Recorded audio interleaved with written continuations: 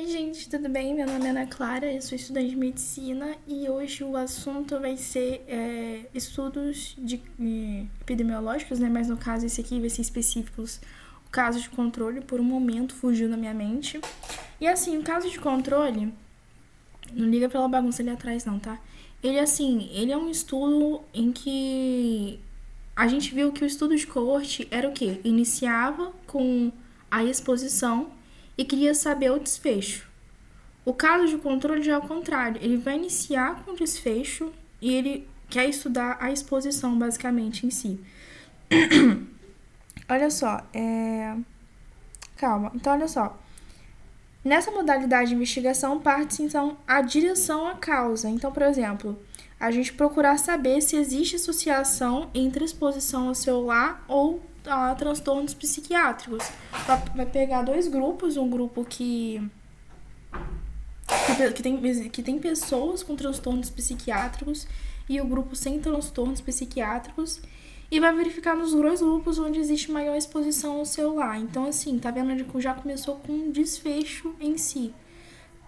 É uma pesquisa analítica porque procura associação e desfecho, tá? É retrospectivo. No caso, lembra que eu falei que existe dois tipos de estudo longitudinal? O retrospectivo e o prospectivo. Nossa, fugiu da minha mente. Então, nesse caso aqui é o retrospectivo, que vai buscar informações passadas, de bancos passados em si. É longitudinal, né? Obviamente, vai ter um acompanhamento de tempo. Aí, como seria, por exemplo, a diferença de um coorte retrospectivo para um coorte prospectivo e de um estudo de caso de controle? Tem um exemplo, ó. Avaliar a exposição de consumo alto de doce nas gestantes e a influência disso no desenvolvimento de diabetes em seus filhos. Como seria no caso se fosse um coorte prospectivo? Você vai separar as mães, prospectivo no caso, então você vai separar as mães, umas que consomem muito açúcar e a outras que consomem pouco açúcar, e você vai estudar elas ao longo do tempo. Quando os filhos nascerem, vocês vão ver qual que teve uma interferência na criança ou não. Então, ó, você separar as mães que consomem muito doce hoje e acompanhá-las para ver se seus filhos desenvolverão diabetes. Dos três, entre que eu falei do coorte prospectivo, coorte retrospectivo e estudo de caso de corte? Caso de controle. Os nomes básicos tô esquecendo, misericórdia. Esse aqui, no caso, o coorte prospectivo, ele é o único que você vai ter o acompanhamento em si. O coorte retrospectivo no caso, você já pegaria prontuários. Você vai separar as mães que comiam muito doce naquela época das que não comiam muito doce, e você vai estudar os filhos dela hoje em dia e comparar como que eles estão hoje em dia em si, né? Se eles têm diabetes ou não. Então, você separa as mães que comiam muito doce na gestação e analisa seus filhos, já que nasceram, para ver se desenvolveram diabetes ou não. Nossa, gente, tá demais. Agora, como que seria no caso de controle? No caso de controle, você já vai separar as crianças, você já inicia com as crianças, você vai pegar as crianças que desenvolveram diabetes e as crianças que não têm diabetes, e vocês vão ver como que eram essas mães, vocês vão conversar com elas, fazer um estudo e tudo mais, e vai analisar se durante a gestação ela se ela consumia muito doce ou não. Então, você separa as crianças com diabetes e analisa as suas respectivas mães que comiam muito doce durante a gestação. Tá vendo? Aqui ela já iniciou com um desfecho. O desfecho foi as crianças com diabetes, sabe?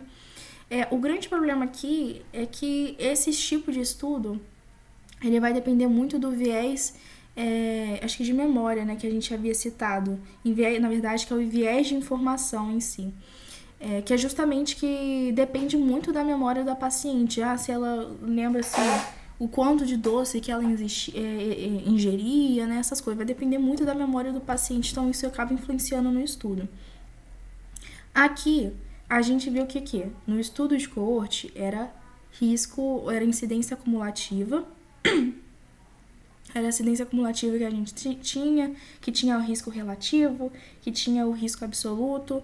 Aí, no caso dos estudos experimentais, a gente viu a mesma coisa, que eram os mesmos nomes. Nos estudos transversais, a gente viu que mudava o nome, que em vez de ser incidência cumulativa, começava a ser prevalência. Em vez de ser risco relativo, era razão de prevalência, sabe? Aqui vai mudar também. Aqui a gente vai chamar de odds, ou se não, chance de exposição. Os outros, o nome já fala, avaliava o risco. Aqui, esse odds, ele vai basicamente avaliar as chances de exposição do paciente. Ana Clara, a fórmula é a mesma? Não. A fórmula, você vai montar a tabelinha igual, tá? Igualzinho você montava. Pessoas expostas, não expostas, doentes, saudáveis. Vai interpretar da mesma maneira, só que em vez de você dividir, que nem a gente costumava fazer, você só vai multiplicar. Você vai fazer uma regra de 3. Então, lembra que a gente separava as tabelinhas? Um número aqui, outro número aqui, outro número aqui e outro número aqui. Você vai montar a tabelinha igual. A única coisa diferente que você vai fazer é fazer regra de 3. Esse aqui vai ser multiplicado por esse aqui e esse aqui vai ser multiplicado por esse aqui. Apenas.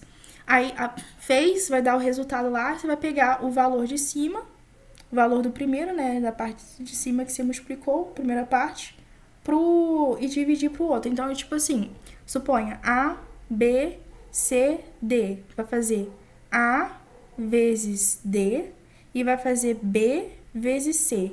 Aí vai ser A vezes D dividido para B vezes C, sabe?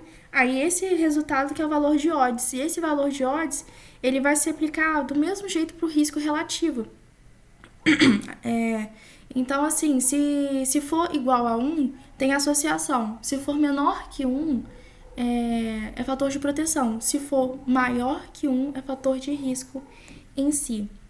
Foi o que eu falei, é igual, porém ele não está demonstrando os riscos, os fatores de risco de adoecimento, mas sim a exposição, as chances de exposição no passado, né? O quanto a exposição, do passado lá, a exposição no passado teve lá que influenciou para a pessoa desenvolver a doença agora, sabe? É mais ou menos isso. Lembra que também no estudo transversal, não, no estudo experimental, a gente falou que para que ele seja um estudo muito confiável, fidedigno, assim, ele precisava ter um grupo de pessoas com características semelhantes, que não poderia ter justamente esse viés de seleção. Então, aqui é a mesma coisa. No estudo de caso de controle, quanto mais próximo for o grupo de estudo em si, mais fiel, mais fidedigno vai ser esse estudo em si, né? O que mais?